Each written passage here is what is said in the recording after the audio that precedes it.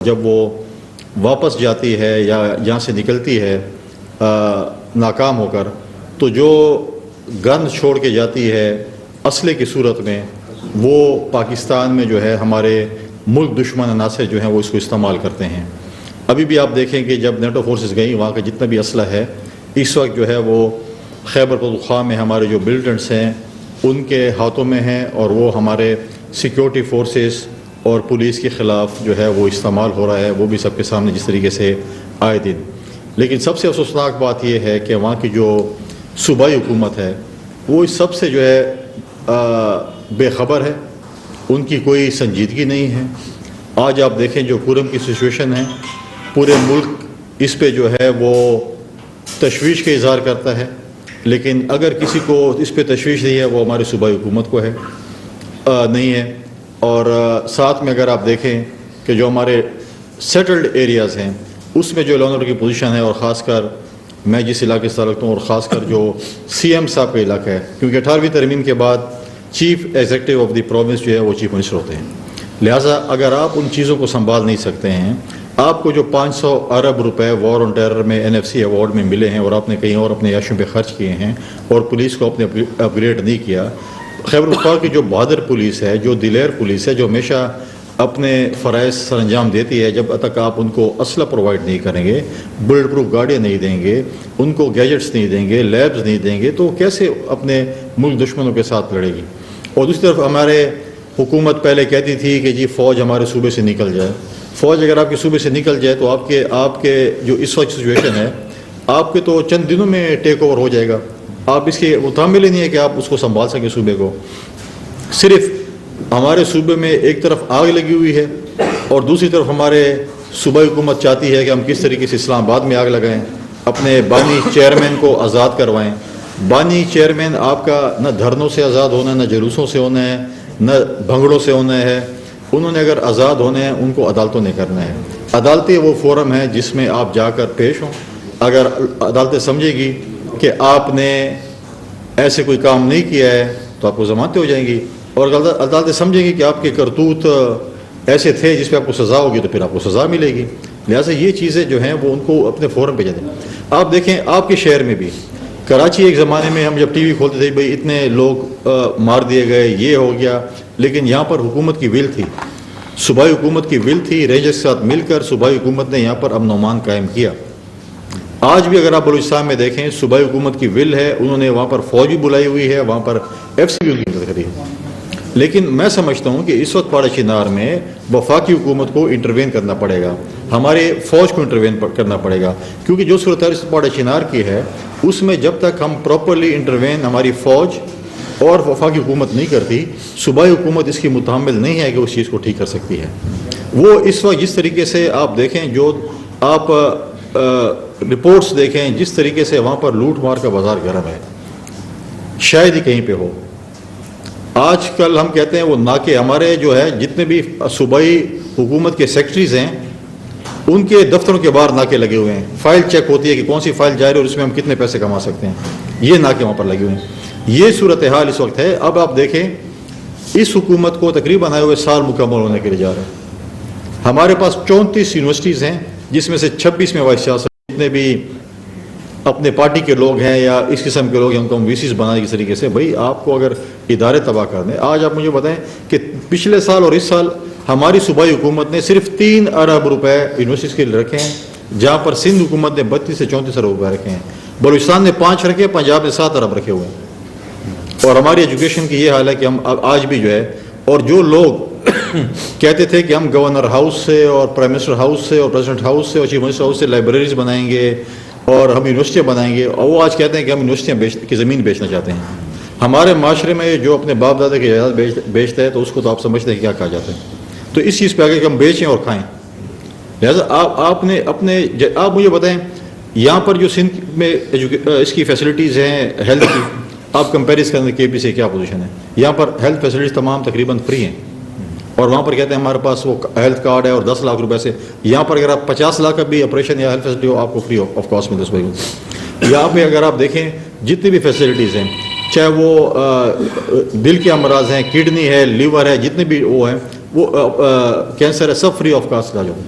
ہم کہتے ہیں کہ BSP کا ہمارا پروجیکٹ ہے، پاکستان پیپلز پارٹی کا ایسا پروجیکٹ ہے کہ پورے پاکستان میں اس وقت چل رہا ہے، 1 کروڑ بینیفیشریز ہیں.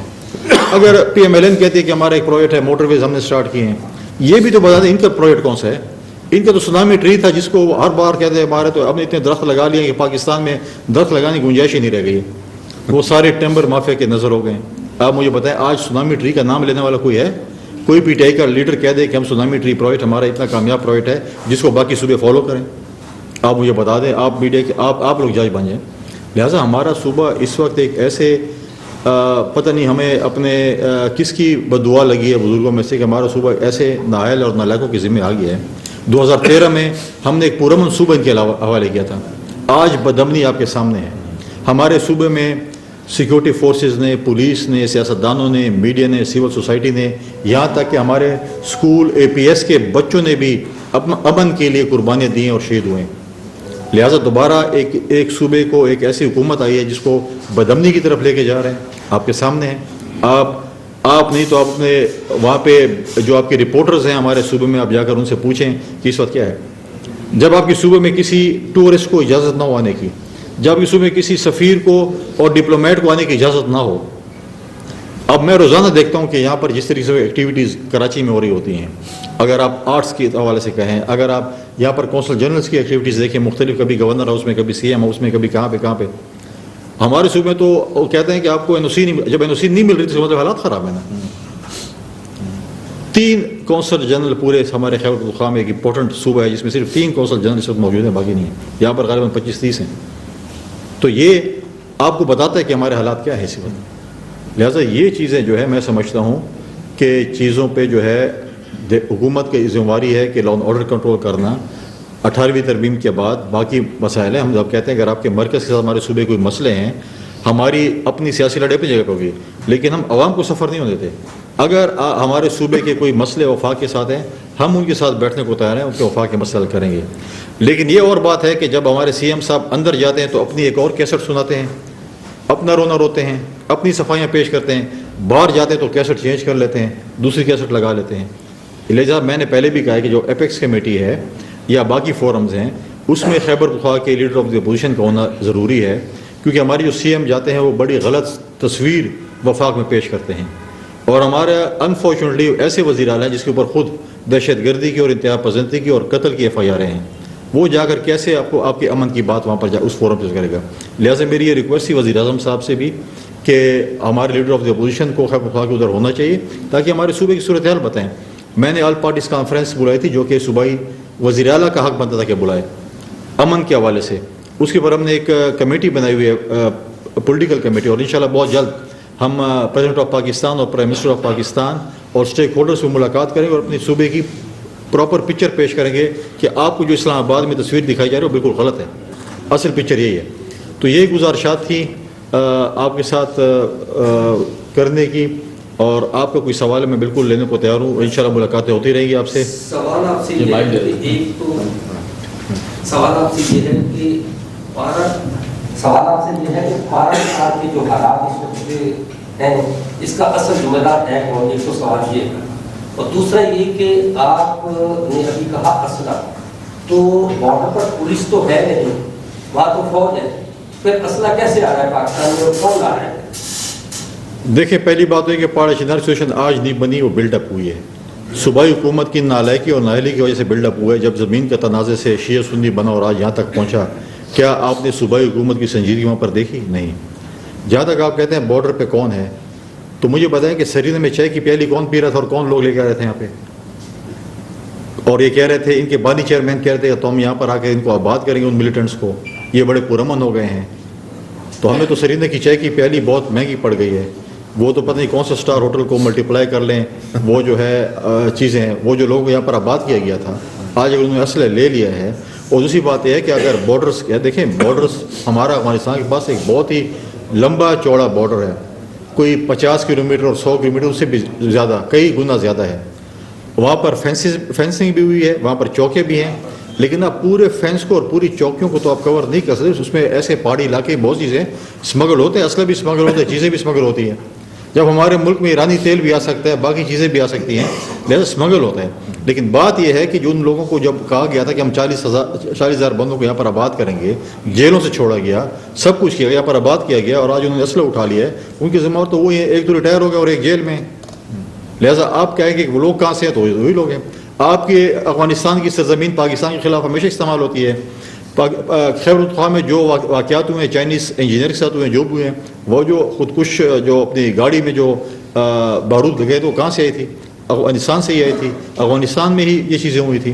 ہم نے 12 افغانستان حکومت سے اس کا کہا ہے کہ آپ اپنی سرزمین پاکستان کے خلاف استعمال نہ ہونے دیں.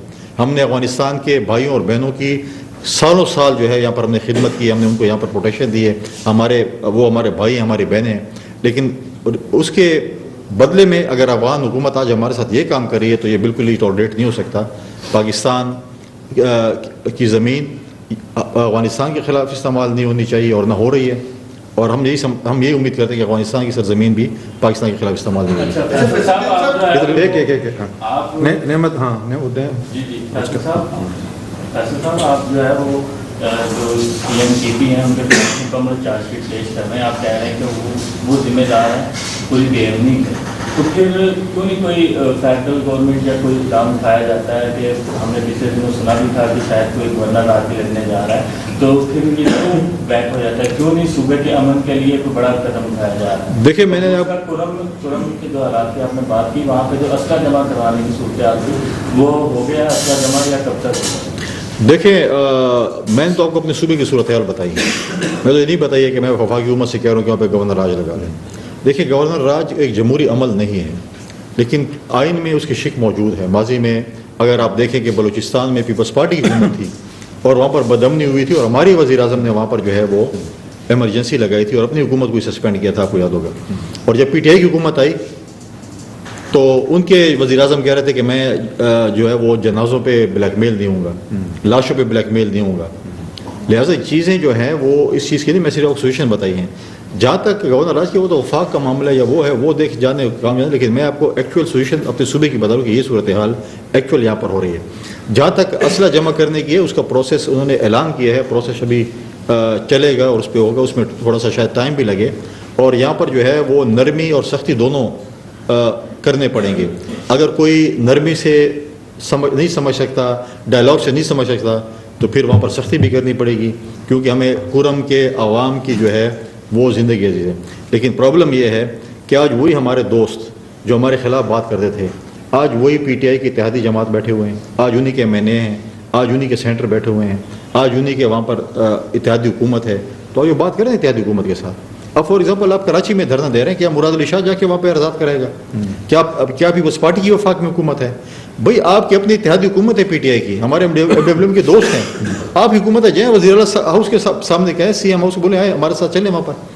کبھی سی ایم نے جا کے کوارٹ میں کوئی میٹنگ کی ہے، ادھر ان کو لے کے جائیں اور بولیں کہ جی آئے ہم یہاں پہ دھرنا دیو، ہمارے لیے امن کے کریں.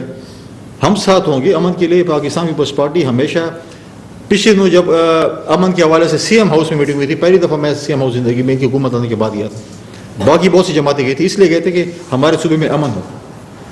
یہ نہ ہو کہ کوئی بولے کہ امن کے لیے آپ نہیں گئے، لیکن امن کے لیے ہم صوبے کے امن کے لیے ہر کسی کے ساتھ بات چیت کرتے تیار ہیں.